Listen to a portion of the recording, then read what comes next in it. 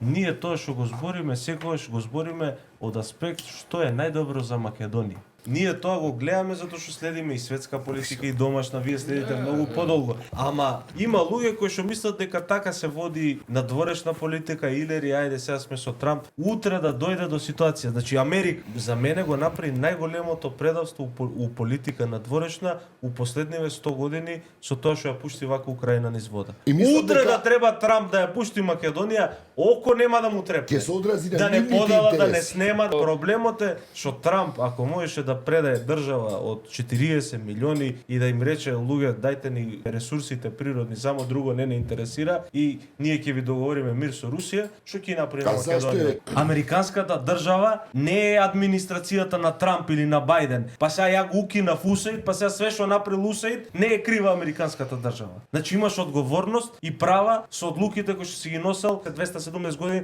од кога постои таа држава. Не може Трамп да се абсолвира и сега му рече јаве Зеленски ти што да ти правам сега? Или на украинскиот народ тебе што да ти правам? Затоа што ако му рече на Зеленски, утре ќе дое Бајден и ќе му рече на македонскиот народ. Така не функционираат и не функционирале меѓународните односи. И затоа е тоа толку опасно за Македонија. Затоа што утре нас ќе речат ќе не делат и ќе ти речам, па брат што да правиме сега? Трамп нели најбоље беше? Или Мицко нели најбоље беше? Треба малце да се свестите, затоа што работиве што се случуваат у светот имаат импликации по сите нас и по животите на сите.